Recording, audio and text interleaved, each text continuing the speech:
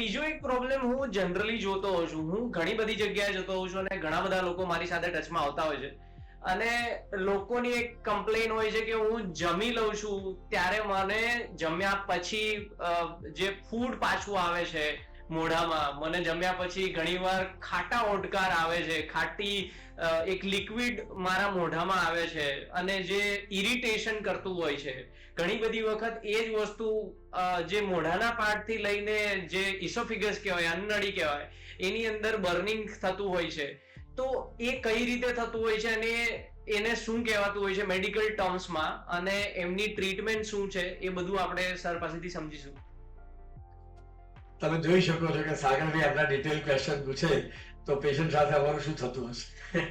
કારણ કે ઈ restaurant right, અત્યારે ધી કોમન પ્રોબ્લેમ છે GERD અને GERD કે છે. GERD એટલે ગેસ્ટ્રો ઇસોફેજિયલ રિફ્લક્સ ડિસીઝ. સ્ટમકમાંથી જે ખાધું બહાર આવે એને GERD કહીએ. ઇન માય પ્રેક્ટિસ એટલે જે એન્ડોસ્કોપી કરું છું એમાં almost 25 to 30% patient are having GERD અને all younger age by and large. હવે એક કેમ થાય GERD થવાના reasons? there are many reasons. Let me put down in two different ways. First is our metabolic reason. Metabolic we take later on, but iatrogenic આપણે પોતે create કરેલા problem એ આપણે પહેલા વાત કરીએ. એટલે એની અંદર પહેલામાં પહેલું જે આવે છે ઓવર ઇટિંગ. હોટલમાં જઈએ, મોંઘી મોંઘી ડીશ મંગાવી હોય, થાય ચલો ભૂખ લાગી છે બતાવી દો ક્યાં ખાઓ, એ જે ટેન્ડન્સી છે એમાં વી ગો ઓન ઇટિંગ. હવે stomach has got a fix capacity. And let us understand the anatomy. Food pipe ઉપર વાલ હોય, નીચે વાલ આવે, પછી ઓજરી ચાલુ થાય સ્ટમક. એટલે એ બે ઇસોફેગસ અને સ્ટમકની વચ્ચે ભગવાનને વાલ આપે, બહુ સરસ વાલ છે, એ બંધ રહેશે. ખાવાનું ખાઈએ ત્યારે વાલ ઓપન થાય, ખોરાક ઓજરીમાં પડે એટલે વાલ બંધ થઈ જાય. That is the mechanism. ખાવાની સ્ટમક ફૂલ થાય પણ આગળ જવાનો જે વાલ હોય છે એ બંધ. હવે by over eating the stomach is stretched, અને સ્ટ્રેચ થાય એટલે જે વાલ જે ક્લોઝ થઈ તો બસ સિમ્પલ મિકેનિઝમ. એટલે ઓપન થાય એટલે ફૂડ વિલ કમ આઉટ. તમે મુવમેન્ટ કરો, જરા જોરથી વાત કરો, પેટ દબાય, સુઈ જાઓ, પડખે સૂવું એટલે it has to come out. એટલે first problem is overeating. So please keep in mind કે keep your stomach 15 to 20% empty. So GERD, if it is because of that, it will be avoided. Second important point, taking habit of excessive water while taking food. જમતી વખતે લોકો 2 લોટા ભરીને પાણી પી જાય. ઘણા સવારના પરમાં ઉઠીને કે મારે તો 2 લોટા પાણી પીવું તો જ મને આમ જરા કોલ આવે છે. તો no sir, God has not made this mechanism. ઉપરવાળો વર્ષોથી એક જ મોડેલ બનાવે છે, એમાં કોઈ ચેન્જ થયો નથી.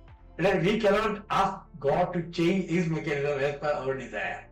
એટલે પાણી જમતી વખતે ઓછા ઓછું, બરાબર છે. જમતી વખતે અને જમ્યા પછી અડધો કલાક સુધી you can take half glass of water, not beyond it.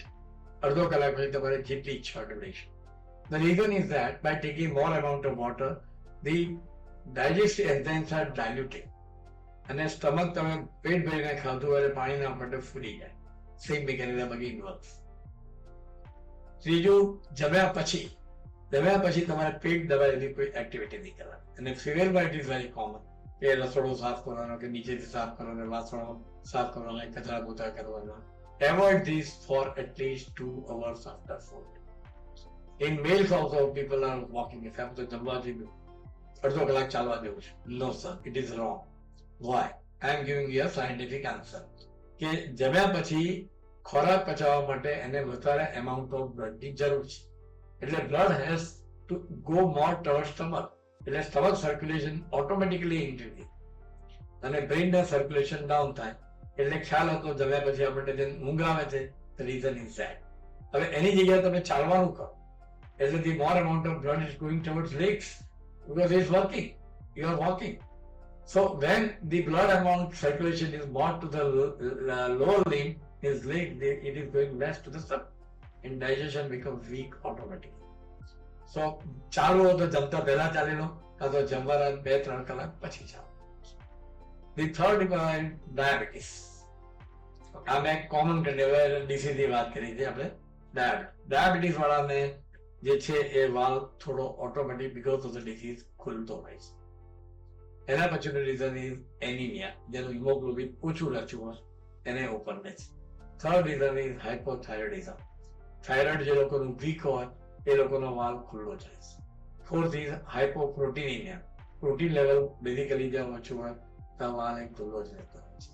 Fifth is obese people, fat. Because of fat, the wall doesn't get closed, protein remains open. એટલે excessive fat, excessive weight અને આ બાકીની જે વસ્તુઓ કહી એની અંદર વાલ opened up because of the disease. So in that case, GERD can be corrected only by treating the disease first. Otherwise, GERD cannot be corrected. એના પછીનું જે કોમન છે જે અત્યારે ચાલી રહ્યું છે હાર્ટ અસરનિયા. હાર્ટ અસરનિયા આપણે લોકો ભરી જાય હવે શું છે ઓપરેશન કરવા પડશે? No sir, it is not required. Till today I said demon અત્યાર સુધીમાં મારા ફક્ત 5 જ પેશન્ટને હાર્ટ અસરનિયાવાળાને ઓપરેશનની જરૂર પડી છે. The reason is that I am giving the answer. Hiatus hernia એટલે સ્ટમકનો પાર્ટ જે ડાયાફ્રામ એટલે ઉદરપટ્ટીથી નીચે હોય છે એ ખસીને ઉપર આવતો એને હાઇટસ હર્નિયા કહેવાય. એની અંદર personal habit, dietary habit, any way of living life A correct કરો એટલે there is a specific line of treatment. એ જો આપવામાં આવે તો this can be prevented very well. અને એક ડિક્ટમ ફિક્સ છે કે જો તમે આ ટ્રીટમેન્ટ આપો અને 2 વર્ષ સુધી પેશન્ટને તકલીફ ચાલુ રહે, અલ્સરેશન થાય, વોમિટિંગ થાય, કોકવાર બ્લડ આવે, then he needs surgery through laparoscope which is done at my place. Otherwise it is not required. એટલે હાઇટસ હર્નિયાથી લોકો અમારી પાસે આવશે ને તો હાઇટસ હર્નિયા થઈ હવે શું થશે? Don't get excited, don't get panic. It is a common condition. If you manage it properly, operation can be avoided. So these are the things where the GERD happen. And the last point I said, આવા લોકોએ બને ત્યાં સુધી ઊંધા નહીં સુઈ જવું. આપણે આ બધું જ સમજ્યા ડોક્ટર જીતેન્દ્ર દેસાઈ પાસેથી. Thank you very much sir for explaining everything in detail.